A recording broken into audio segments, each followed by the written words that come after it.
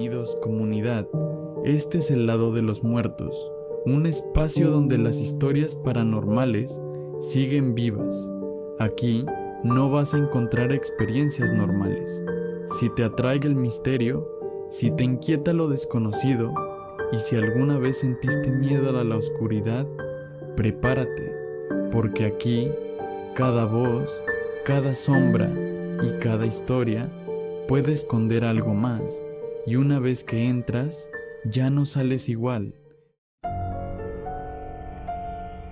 Mi papá tiró un altar de la Santa Muerte que encontramos en la casa nueva. Esa misma noche, el altar volvió a aparecer armado, con veladoras encendidas, con agua limpia y con una fotografía en el centro. Era la foto de mi hermano menor. Ahí entendimos que no habíamos comprado una casa. Habíamos heredado un pacto. Yo tenía 15 años cuando llegamos a aquel pueblo. Mi hermano Damián apenas cumplía 8. Mi madre, Elena, venía cansada de empacar toda una vida en cajas de cartón. Y mi padre, Mateo, manejaba la camioneta con esa cara que ponía cuando quería convencerse de que todo íbamos a salir bien. La casa estaba en las orillas, pasando una curva de tierra donde el monte empezaba a cerrarse y los postes de luz quedaban separados por tramos demasiado largos. Era grande, vieja, húmeda, con paredes manchadas, ventanas opacas y un patio seco donde no se escuchaban pájaros. Nos la vendieron barata, demasiado barata. Mi papá decía que era una oportunidad. Mi mamá decía que nadie regala una casa así, sin esconder algo, pero él ya estaba cansado de rentar, cansado de deber, cansado de prometer que algún día tendríamos un lugar nuestro. Cuando firmó los papeles, el vendedor no nos miró a los ojos, solo nos entregó las llaves y se fue tan rápido que dejó levantada la polvareda del camino. Los vecinos salieron a vernos desde lejos. Nadie se acercó a ayudar. Una señora hizo la señal de la cruz cuando vio a Damián bajar de la camioneta con su mochila roja. Yo pensé que era por chismosa, hasta que mi hermano se quedó mirando la ventana del fondo y preguntó: ¿quién es la señora flaca? Mi mamá volteó de inmediato. No había nadie. La casa olía a humedad, a madera encerrada y a cera apagada. Las puertas estaban hinchadas, como si hubieran pasado años tragándose el agua de las lluvias. Cada paso hacía crujir el piso. Cada cuarto parecía guardar aire viejo. Al fondo del pasillo había una puerta cerrada con un candado oxidado. Doña Refugio apareció esa tarde cuando mi madre barría la entrada. Era una anciana delgada, de ojos cansados, envuelta en un rebozo oscuro. No quiso entrar, se quedó justo donde terminaba el patio y dijo: no usen el cuarto del fondo. Mi papá salió con una caja en los brazos y soltó una risa seca. ¿También viene incluido con la casa el reglamento del pueblo? Doña Refugio no le contestó, miró hacia el pasillo, aunque desde afuera no podía verlo. Si encuentran algo ahí adentro, no lo toquen. Mi padre dejó la caja en el suelo. Señora, con todo respeto, esta ya es mi casa. Ella lo miró como si le diera lástima y respondió: por eso se lo digo. Esa noche dormimos entre colchones en el piso y muebles a medio acomodar. A las 3 de la madrugada escuché un golpe seco, como si alguien hubiera pegado con los nudillos desde dentro del cuarto cerrado. Abrí los ojos. Mi hermano estaba sentado en su colchón, mirando hacia el pasillo. Damián, le susurré, duérmete. Él no se movió, solo dijo: dice que tiene sed. Sentí frío en la espalda. ¿Quién? Damián parpadeó lento. La señora del cuarto. Al día siguiente, mi papá decidió abrir la puerta. Mi mamá le pidió que no lo hiciera. Yo también sentí algo raro. No era miedo exactamente. Era esa sensación de estar a punto de cometer una falta delante de alguien que no se ve, pero Mateo ya tenía el martillo en la mano. Estoy harto de que todos actúen como si esta casa no fuera nuestra. Golpeó el candado hasta romperlo. La puerta se abrió con un quejido largo. Un olor espeso salió del cuarto. Flores podridas, cera quemada, agua vieja. Adentro estaba el altar. Era una mesa cubierta con tela negra. Encima había veladoras consumidas, monedas oxidadas, vasos con agua turbia, flores secas pegadas por el polvo y varias fotografías volteadas boca abajo. Al centro, cubierta con un manto oscuro, estaba una figura alta de la Santa Muerte. No se le veía el rostro, pero se sentía como si mirara. Mi mamá retrocedió. Mateo, déjalo así. Damián, en cambio, se acercó un paso. Sus ojos estaban fijos en el manto y dijo: ella no quiere que la vean todavía. Mi padre lo jaló del brazo. Ya basta. Empezó a recoger todo con rabia. Tiró las veladoras en una bolsa, vació los vasos en el suelo, arrancó las flores secas. Cuando levantó la figura, el cuarto se puso más frío. Yo vi cómo mi madre se tapó la boca, pero mi papá caminó hasta el patio y echó todo junto a los escombros. Antes de cerrar el cuarto, dijo la frase que después nos perseguiría durante años: en mi casa no van a mandar ningún muerto. A las 3:07 de esa madrugada, los 3 golpes volvieron. Esta vez sonaron más fuertes. Mi papá salió al pasillo con una lámpara. Yo lo seguí. La puerta del cuarto estaba cerrada otra vez. El candado roto colgaba en el suelo, pero la puerta no se movía. Entonces escuchamos algo adentro, un vaso llenándose de agua. Mi padre no dijo nada. Volvió a la cama. Por primera vez, no intentó bromear. En la mañana, mi madre abrió la puerta. El altar estaba ahí, pero ya no estaba viejo. La tela negra se veía limpia. Las veladoras estaban nuevas y encendidas. El vaso tenía agua clara hasta el borde. Las flores parecían recién cortadas. La figura estaba descubierta, con su rostro de hueso bajo el manto oscuro, inmóvil, serena, y en el centro de la mesa había una fotografía. Damián sonriendo en el patio, tomada el día anterior. Nadie la había impreso, nadie la había puesto ahí. Mi mamá soltó un grito ahogado. Mi padre se acercó para quitarla, pero al tocar el marco se cortó la palma de la mano. Una gota de sangre cayó sobre la madera del altar y se extendió como si la mesa la estuviera bebiendo. Damián empezó con fiebre esa misma tarde. Al principio creímos que era por el cambio de casa. Mi mamá le puso paños fríos. Mi papá fue por medicina al pueblo, pero cuando regresó, el niño estaba sentado frente al pasillo, con los ojos vidriosos. Dice que le cambien el agua, murmuró. Mi padre se quedó quieto. ¿Quién dice? Damián miró hacia el cuarto del fondo. La señora dice que ya se ensució. El agua del vaso, que en la mañana estaba limpia, se había puesto negra. Los días siguientes dejaron de sentirse normales. Las fotografías familiares aparecían volteadas sobre los muebles. Las puertas se cerraban solas cuando pasábamos cerca. A las 3:07, las veladoras se prendían sin que nadie las tocara.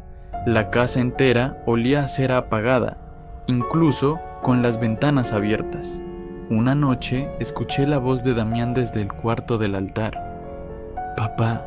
Mi padre salió corriendo. Yo lo seguí. Damián estaba dormido en su cama, ardiendo de fiebre, pero desde el cuarto del fondo, la misma voz volvió a decir: «Papá». Mi padre se apoyó en la pared.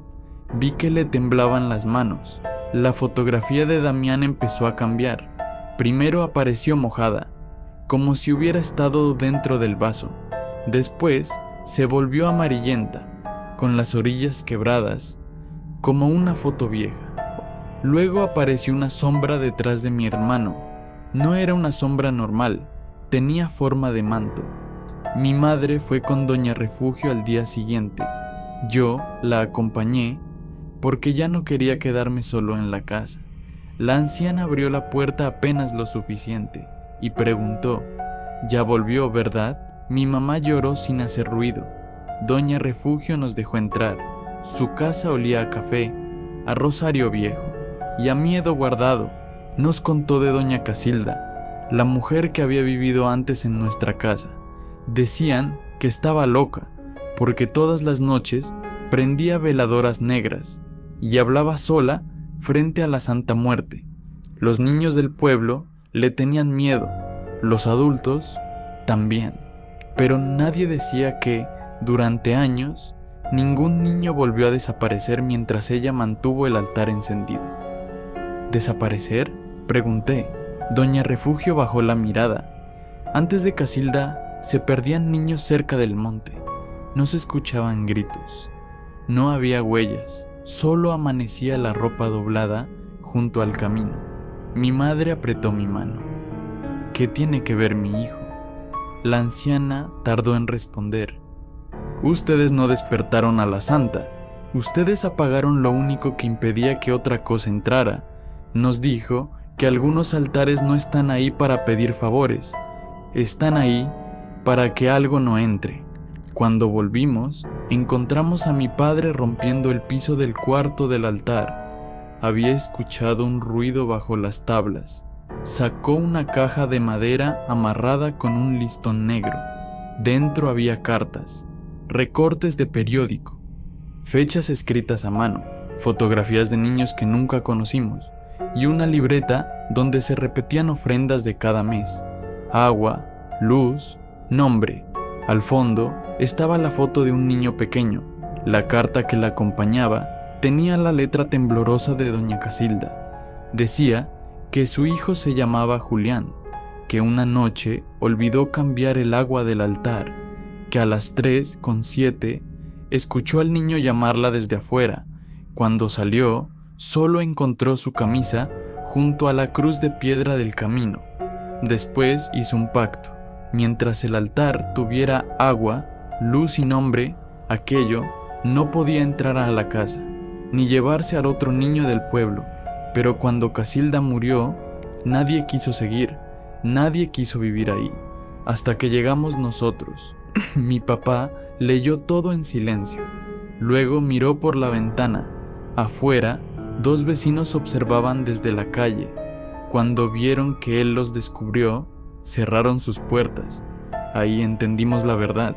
La casa no era barata por vieja. La casa era barata porque necesitaban entregársela a alguien. Esa noche, a las 3:07, todas las veladoras se encendieron al mismo tiempo. Mi madre entró al cuarto y gritó. La figura ya no estaba en el altar. El manto oscuro había dejado una marca de polvo sobre la mesa. Entonces, la madera del pasillo crujió. Salimos despacio. La vimos al fondo, de pie, inmóvil, alta, cubierta con su manto negro, con el rostro de hueso apenas iluminado por la luz temblorosa de las velas. No estaba mirando a mi madre, no estaba mirando a mi padre, no estaba mirándome a mí. Miraba hacia el cuarto de Damián. Mi hermano se quejaba en la cama. Su fiebre era tan alta que hablaba sin abrir los ojos. Dice que ya vienen por mí. Mi papá se quebró, tomó las llaves de la camioneta y nos subió a todos. No empacamos nada, no apagamos las luces, solo salimos. El camino de tierra parecía más largo que antes. Mi padre aceleró. Pasamos una curva, un árbol seco y una cruz de piedra. 1 minuto después, volvimos a pasar la misma curva, el mismo árbol seco y la misma cruz. Mi mamá rezaba en voz baja. Mi papá siguió manejando, sudando, con los ojos abiertos como si la oscuridad pudiera tragarnos. Pero la tercera vez que vimos la cruz, la camioneta se apagó, las luces parpadearon. Cuando volvieron, alumbraron la fachada de la casa. Estábamos frente a la entrada.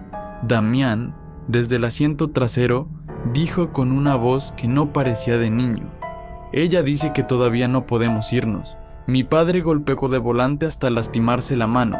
Luego bajó despacio. Ya no era el hombre que había roto el candado. Era otro, más viejo, más pequeño. Doña Refugio apareció en el camino con una lámpara de petróleo. No pregunté cómo sabía que estaríamos ahí. El pacto no se rompe, dijo. Se hereda. Mi madre negó con la cabeza. No, mi hijo no. La anciana miró a mi padre. Si nadie se queda, se lo lleva. El altar necesita agua, luz y nombre. Y la casa necesita un guardián. El viento apagó la lámpara. Mi padre miró a Damián. Luego miró sus propias manos, la herida seca de la palma, la sangre que había caído sobre la mesa. Creo que en ese momento recordó su frase: en mi casa no va a mandar ningún muerto, y entendió que la casa nunca había sido suya. Entró solo. Mi madre quiso seguirlo, pero la puerta se cerró antes de que pudiera tocarla. Desde afuera escuchamos sus pasos por el pasillo. Luego, el arrastre de una silla. Luego, el sonido de un vaso llenándose. Por una ventana rota, alcancé a verlo. Mi padre estaba frente al altar. Encendió una veladora, limpió el vaso, retiró la fotografía de Damián con cuidado, como si tocara la cara de su hijo. Después, sacó de su cartera una foto suya, una de esas que usan para documentos. Seria, ya pequeña. La puso en el centro. El cuarto se oscureció. A las 3:07, todas las velas se apagaron. Después se encendió una sola. Mi padre levantó la mirada hacia la figura de la Santa Muerte. No gritó, no corrió, solo inclinó la cabeza, como alguien que acepta una deuda que ya no puede negar. Y detrás de las paredes, algo respiró. No recuerdo haberme desmayado, solo recuerdo despertar al amanecer, tirado junto al camino, con mi madre abrazando a Damián. Mi hermano ya no tenía fiebre, dormía tranquilo, como si nada hubiera pasado. La casa estaba cerrada, mi padre no salió, mi madre gritó su nombre hasta quedarse sin voz. Nadie del pueblo se acercó, nadie abrió una puerta, nadie preguntó qué había ocurrido. Yo caminé hasta la ventana del cuarto del fondo. El altar estaba encendido. La fotografía de Damián ya no estaba. En su lugar estaba la de mi padre, junto a la figura de la Santa Muerte. No lo vi a él, no como era antes, pero escuché algo desde adentro. Un golpe suave en la madera, 3 veces, como nudillos cansados. Nos fuimos ese mismo día. Mi madre jamás volvió a hablar de la casa. Damián creció, pero nunca pudo ver una veladora sin ponerse pálido. Yo tardé años en contar esto, porque nadie cree en pactos heredados, hasta que una casa te mira desde sus ventanas. El pueblo sigue ahí, la casa también, vacía, pero no abandonada. Dicen que algunas noches, cuando el viento baja del monte y los perros se esconden debajo de los carros, se ve una vela encendida en el cuarto del fondo, y si una familia nueva se detiene frente a la entrada, una voz de hombre suena detrás de la puerta, una voz cansada, rota, la voz de mi padre: no entren, no la miren, y por lo que más quieran, no toquen su altar. Hay historias que no terminan cuando alguien muere. Algunas solo están esperando a que alguien las escuche. Si llegaste hasta aquí, es porque algo te trajo, y ahora ya lo sabes.